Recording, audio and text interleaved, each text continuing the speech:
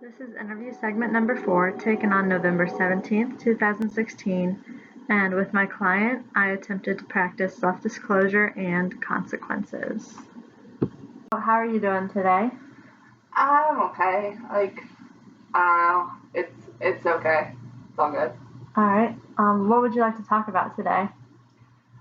Well, I guess my main concern right now is I'm kind of slipping in school. Like the end of the semester's coming up, and I hadn't even bought one of my books yet. And then I went to the place today to get one of the books, and they took them all back because the next semester is so close. So I couldn't even get one of my books today that I need for an exam. And I'm just that's not good, you know? And pretty sure I might fail that class. So yeah. So, besides the book, is there anything up to this point that's been causing you to go down a slope? I mean, I've had some health issues, and I broke up with a boyfriend that I had been with since summer, and that was cool and all, and but I broke up with him for just because there wasn't a physical spark there, even though that he was the greatest guy in the world. And so after breaking up with him, and then got sick, and then didn't really want to do anything, and then I was homesick and I didn't want to do anything, and then I just kind of wanted to get drunk all the time and I didn't want to do anything, and then I was sick again and I didn't want to do anything. So I feel a little behind. Sure. So, when you broke up with your boyfriend, what was going through your head, kind of? Well, he's this really nice guy, but then even though he did all the right things, I still didn't even want to make out with him. I don't know, I just, even though he did all the right things, but shouldn't you want to be intimate with the guy that does all the right things, you know? You should want to get on that, but I didn't. And that was kind of my cue, you just see him as a friend. It didn't matter what we did together, even if we took a shower together, I didn't feel any connection there. So, but he was my best friend in the entire world. Do you still have communication with him? Do you still talk to him at all? Well, I talked to him a couple times. Once because he texted me, and just to see how I was, and then another time because I was feeling down because I wasn't really sure about a relationship that I'm in, and I went to him to comfort me or something, but it was a horrible idea, and we're not really in contact, but because he doesn't want to hear about the boys that I'm with, you know? Right. So we can't really be friends, because if what's going on in my life is that I'm on Tinder and talking to guys, then he's not going to want to know about that. So what are some ways that have you've kind of helped yourself to get through this process? well, I call my mom a lot. But other than that, to deal with the breakup, I kind of just, for a while, I tried making myself look a little hotter, low cut shirts and stuff. And then, went on Tinder, that's like my normal stuff to get through like a breakup, just like to try to make yourself feel better and get some like self-esteem back. And like there's been like a couple hookups, nothing like serious. Sure. So you mentioned your mom. Is she a good support system for you? Yeah. My mom's actually a counselor. So like we used to joke when we were little that I got 24/7 therapy. Um, she she's like really awesome. She's still single like me. And she's like funny and she's really smart and she's a neuropsychologist and I work for her, so she's like my boss too, which is kind of cool. But yeah, like I can go to her about like anything. I can go to her about like I recently have been able to start going to her about sex stuff. But like she's always been there for like friend stuff or boy stuff or like me and my dad don't really get along, so she's always been there about that. So yeah, she's a really, really awesome person in my life. Like she's always there. Okay. So regarding the class that you said that you're slipping in, is there anything that you can see to like help you get your grade up a little more before the end of the semester? Well, I have a midterm due on Sunday. Um, so like we have 3 tests and he says that they are weighted about equally. So like 2 midterms and a final. And so I got a 73% on my first one. So I think that means that to pass the class, I have to get at least a 73 on the other two because C's pass. So on this next one, I just have to get over a 73 and I'll be fine. And then the next one, I'll have to get over a 73 and I'll be fine. But like, it's just a lot of pressure, you know? Because like, you can't get below that. Sure. And it's an 8:30 a.m. class, and it's really, really, really hard to get up, especially because like it's all the way across campus, and like it's not enjoyable to get out of bed, and I can't do it, and like I don't want to do it, so I don't do it. So like, and he put like some notes online. Like I should be able to get a C. I should be able to. But I'm nervous about it, you know? And I already have anxiety, so I'm just like spazzing out over here. But, you know, I don't know. So you said you have a difficult time getting up in the morning. Are there any ways that you think might help you to want to get up in the morning? Or something that would like be a good incentive? Um, Maybe if I had one of those coffee machines that made your coffee while you're sleeping and then like dinged when it was ready. And so like it made coffee every morning and you woke up and there was coffee all ready for you. Cause no one wants to have cold coffee. No. So if it was all warm and ready and hot and like there was creamer and stuff there, and if it was ready for you when you like had to get up and then you got up to drink your coffee, maybe I'd be able to get to class. Okay. So have there been like multiple homework assignments that you've been able to do to like help raise your grade? No, we only have 3 assignments. The 3 tests.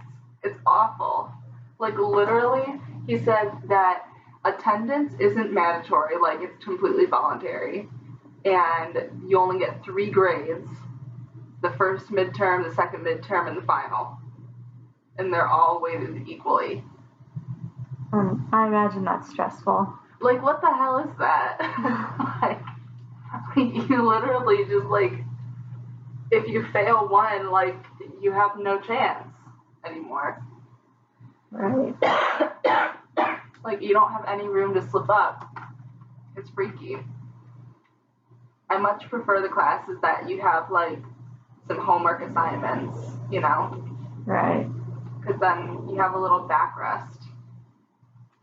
I know for me, I had a class that I had to take, and I failed most of the tests, but with the homework, and like I really focused on that last exam to like help boost my grade, and I was able to pass it. So maybe if you possibly were able to study more, do you study a lot? Well, for that class, no, because I don't really know how to study for something that the exam is just a take-home essay. Like, what do you even do for that? So what my plan is just once you get the take-home essay, you read the part of the book that's about that take-home essay part, and then you just write the take-home essay. And how much time do you usually have to complete the essay? He usually gives us like a week or two. But this one is due on Sunday, and I don't have the book yet. So, what are some ways that you could go about getting the book? I ordered it on Amazon at dinner today, and it should be here to my house in Michigan on Friday. So that's tomorrow. I'll be able to. Hopefully, it'll be there by like 6ish, and then I'll read and take notes on it, and then write the essay on Saturday, and then it'll be done by Sunday when I turn it in. Well, sounds like you have a good game plan for that. Hopefully. So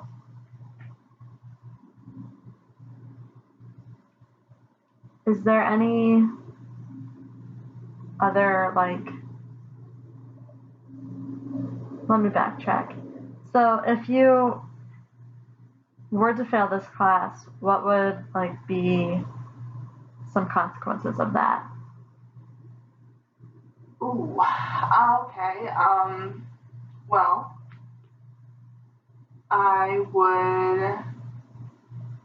GPA would fall, and then I would not get into grad school. Okay. Would there be any opportunities for you to retake this class, like maybe over the summer or in future semesters? Yeah. Like I'm sure that, because I just need a upper philosophy course, I think. And if I take the same one over, like, it replaces the grade or something. Right. So, probably. Okay. So, what would be a perk to possibly having to retake the class? I know what I'm getting myself into, and I can buy the books ahead of time. And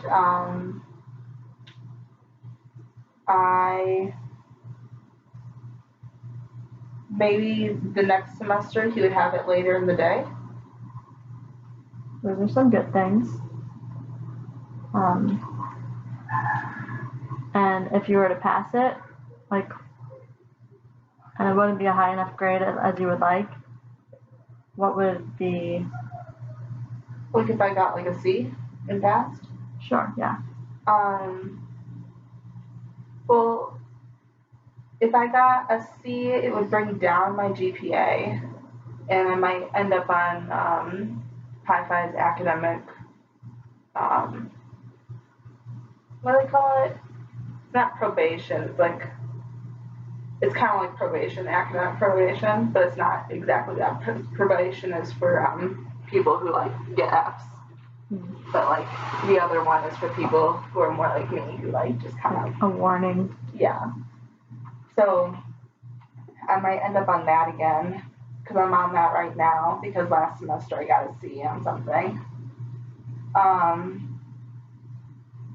And that's not fun because I have to like answer to a lot of people and then also bring my GPA down, and like I really want to get into grad school. Like my entire life is ruined if I can't get into grad school.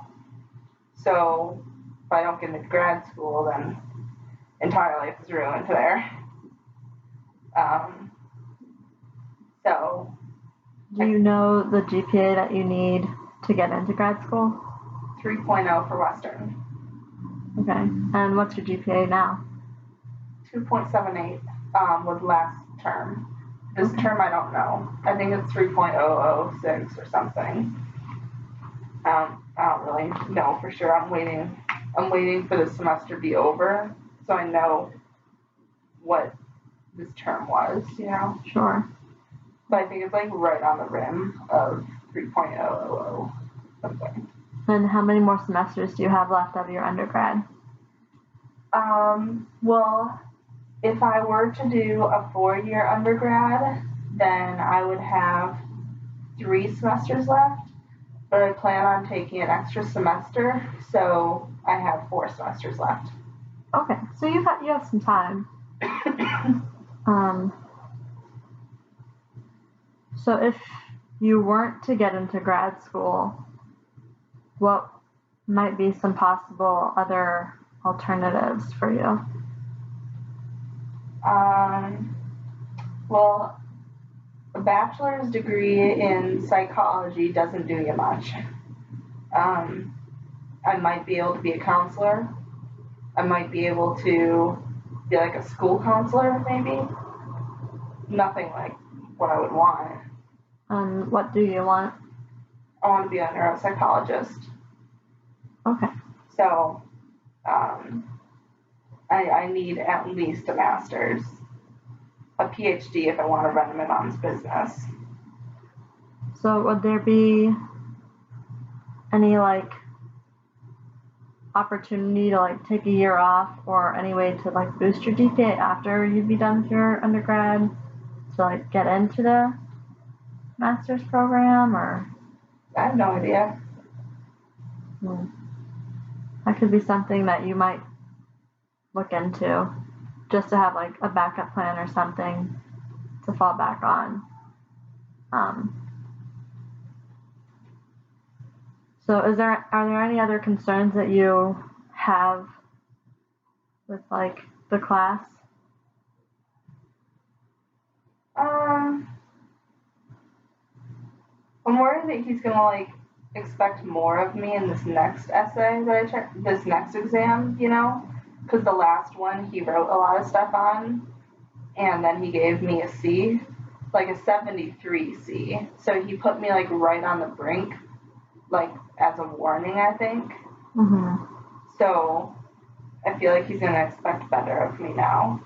I'm a little nervous about that, but that's all.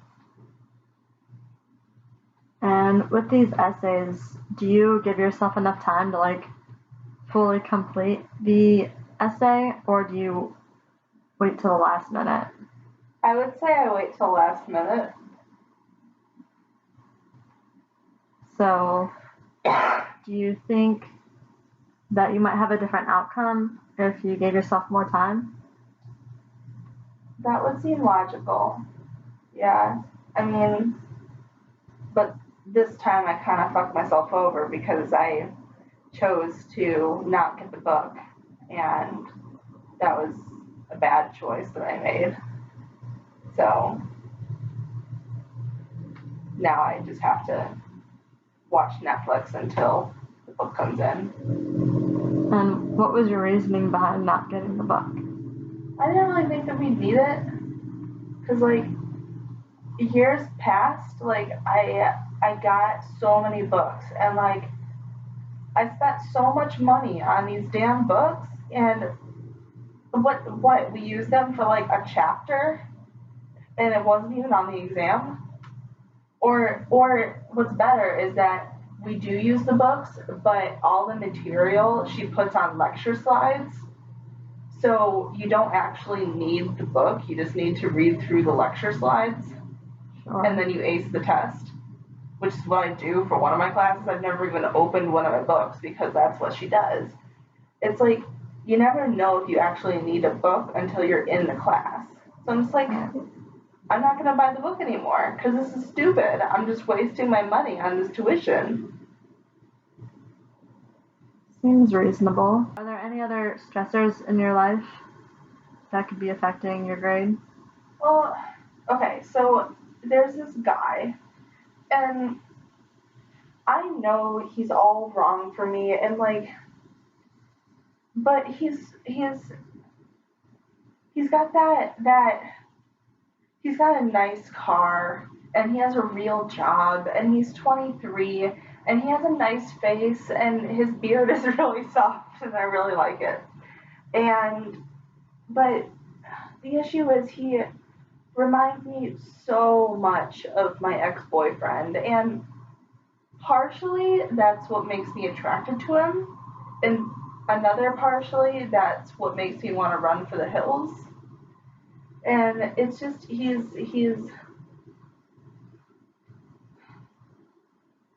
okay. So his name is Brady, and we met on the internet, like on Tinder. Okay. And so we went on our first date to Pesto's, and he was such a meathead, like just dead from the neck up. Like he was so dumb. He talked about how he went like he I asked him like in a joking manner if he'd ever been arrested, and he said yeah, because he and his buddies were drunk and they were playing Chinese fire drill in the car while it was moving. So they would climb out the moonroof and go in through the windows of a moving car. And I just want to like strangle him. Like that is so stupid. But at the same time, I'm like, that's so manly. And that kind of like, unfortunately, that's the weird stuff that I like. But I shouldn't like. I really shouldn't like that. But like, it's just kind of like brave, but in a stupid way. Right. And he's just so stupid in every way. But he's cute. And then like we were driving in his car, and he like offered to let me drive his Corvette. Oh. Like I was like, are you kidding me? It's a Corvette. Like this is your baby, you know? And he's like, no, it's okay, you can drive. But okay, and he doesn't wear a seatbelt. Like that's stupid. And he openly drinks and drives, and he and he says things like, okay, so we were dating for, oh, okay, hold on. So on our first date, he like we were hanging out in his apartment, and he's like, I can tell you haven't been cared about like you deserve to be. I'm like, that's really sweet, you know, like that he like wants to be caring to me, you know. It's a good thing. But then like then he's all like, I don't know. So okay, so then 2 days later, so now we're at 30 dates, and you know we have sex or whatever, and then he says to me that he really likes me, and that like he kind of just told me that he's not seeing anyone else, and that if I want to be fucking anyone else, then he's not going to be around anymore. And he worded it like that. It wasn't like, hey, I really like you, I want to be exclusive. It's it was, if you're going to be fucking other guys, then don't expect me to be here. And he says things like that. Like, they're rude and they're kind of mean, and he gets drunk a lot, and he kind of gets scary sometimes. Like he was yelling at his roommate over like nothing, and like when we're driving in a car and he starts going like 20 miles over the speed limit because he doesn't realize that he's speeding because he's just like cursing out something. And like it scares me to a point that I just want to be like submissive, you know, because I feel like if I speak out of turn that he'll hurt me, because that's what I was in the last time I was in a relationship, that a guy scared me like this, and I don't really know what to do. In that previous relationship, the guy actually hurt you? He threatened to. He when we broke up, he got really drunk and came up one floor because we lived in the same floor, and he had his pocket knife on him, and he was pounding at my door with me and my friend Danny in there. Danny's my one of my best friends, and because he heard that me and her kissed at a frat party, which was true, but that wasn't like, it was just because we were drunk and whatever. But he heard that after we broke up, and he came pounding on my door with a knife, and he came in and was so mad, and he was like screaming at me for being a dyke, and like that he turned me into this, and that he's just worthless, and that Danny better watch out, and all this stuff. And it got really scary, and I was able to get him out of there the first time, but then the second time I actually had to call VUPD because he was just being too much. And then there was a third time where he cut himself with the pocket knife in front of me, which was freaky. But it wasn't like to do anything. It was just to like show everyone how like he could take pain, and that like I don't mean anything to him anymore. But Brady shows things that remind me a lot of Steve. So how were you able to like get past and get through that previous like breakup? Like, and to feel safe. What did I do? I had sex.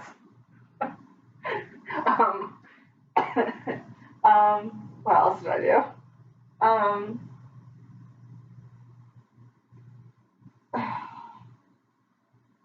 I went home. I don't know. Like, you went home for like a long period of time, or for weekends, or? It was about spring break. Well, wait, no. We broke up in like April. I guess it was after spring. I don't know what I did. I mean, it took a while. Because my mom and his mom were like on the phone talking about how he needed therapy. It was like this whole weird thing. And I guess for the most part I just tried to stay away from him. I just really needed to, because he kind of became like the guy that I like would go back to, because I knew that he loved me so much. Mm-hmm. I mean, and I loved him too, but it wasn't a healthy kind of love. And by not healthy, you mean? It was you know, he was mean, and he's he probably still is. I don't know. He's he was scary and intimidating, and didn't really let me do anything that I wanted to do. Um, he kind of made me just sit there. And he could have his friends, but like it just became more controlling and more difficult to deal with. So what can you take from that relationship and apply to this one that you're in now? Um, well, I guess if I already see warning signs of it, I guess I guess the right thing to do would be to get away, because I know that Steve's always the one that I go back to. And yes, Brady looks like Steve. So that's probably one of the reasons that I was attracted to him in the first place. And then like being that guy that is like bigger than me and stronger than me, it made me feel safe for like a quarter second, but then after that it got scary. So I don't I don't know if I want to be with the guy that I am already scared that he'll hurt me. So if you were to break up with him, what would be some consequences, either good or bad, that you could see from that? Well, good consequences would be I could go out on the weekends and I wouldn't have to be afraid that he'd like get mad at me for like flirting with a guy, you know? I wouldn't be scared that he would come beat me up or beat someone else up, because he could. He's huge. Um, and I wouldn't have to be afraid of being in a car with him, because he openly drinks and drives. I've never been in a car with him when he has, but what if he just doesn't tell me, you know? Right. And he speeds a lot, and he doesn't wear a seatbelt. And also, he's just so controlling. I mean, he doesn't ask things; he tells things. So, um, I guess the good things that would come out of it is that I could be free again. But I mean, the bad things are that I'd have to be alone again, which I would rather not. And then if you did stay with him, what would be some good and bad things about that? Well, good things would be I would kind of have a boyfriend. I don't really know what we are. He kind of told me that we were exclusive, but he didn't tell me that I was his girlfriend, and he didn't really.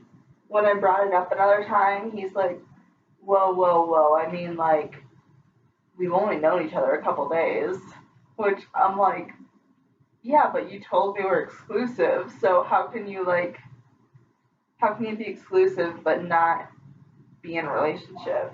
Right. That's some conflicting vibes there. Yeah. So like he got all like weird and defensive, and he won't like do anything like his side of the bed. Like he won't let me sleep on my side of the bed because that's his side of the bed. And he won't let me turn off the TV because he likes to leave the TV on when he sleeps. And like all these weird, like even in the shower, he took off all the water, and I had to stand there in the cold. Like I was cold. It wasn't fair. So he was being more selfish then? Yeah, he doesn't have any compassion for me, it doesn't seem, but I like having someone there. Because I just got out of this relationship, and it's kind of shitty not to be able to like talk to someone all the time. Right. Do you have any like close friends that you'd be able to talk to constantly about stuff? I don't And know like if they want me understand? like constantly at their beck and call. Like I don't know if they want that, you know. I don't know how much I mean to them in that way. But I mean, I have people that I could text every so often. But I just don't want to be a burden on people. And so what are you planning on doing now that we've talked through like the consequences and stuff after you leave this session regarding your relationship? I think the pros of Brady are definitely less than the cons. So I think I really need to break up with him. I think he's after like looking back on my relationship with Steve, like I can't do that again. I can't do that with Brady. So I'll figure out a time and a place, and I'll figure out how to break it off with him without, I don't know, making it scary for me. And that's the important part, making sure that you feel safe. Yeah. So we only have a few more minutes left. Is there any other concerns or issues that you would like to talk over real quick regarding your classwork or your relationships? I mean, yeah, I don't really know how to be a good student while being like sick. Like I've had this cough for like a solid week, and I got it from my stupid semi-boyfriend, who I'm officially gonna break up with now because I'm so mad at him for getting me sick. But like 2 days of this week, I couldn't even get myself out of bed, and like my roommate's gonna start hating me because I keep hacking all over her, and I have like rice-a-roni stains on like the microwave, and I feel like crap all the time, and I can't do my homework because I don't have the energy to get up or get dressed or put on jeans or button my jeans. I never have the energy to button my jeans, honestly. But like being sick is like the worst. And it's like it's not even that like I'm like sneezing sick. Like I don't sneeze right now. I'm just like it's all in my throat and my lungs and my head, and I'm dizzy all the time. And it's hard to concentrate. Have you been like taking care of yourself and like eating right and like Are you kidding just me? getting enough sleep? I probably get enough sleep, maybe, but as far as eating right, I mean, have you seen Founders? Like, no. They don't have any great options. No, I don't eat right. I don't think I've had a vegetable in like 3 weeks. Okay, so possibly to help keep yourself well and keep yourself from getting sick, do you think like maybe you could change up your diet a little more? Or is that possible with Founders? I mean, I guess they have those smoothies. I can get a smoothie every so often. I haven't had a quesadilla in a while. I stopped on those because I know that they're like just bread and cheese. But they're really good. They're really good. Alright. So if you get like Holy crap, sorry. You could get like chicken or something, some kind of meat for protein. Do they have chicken? I would assume so. Maybe I'll try some chicken sometime. Yeah.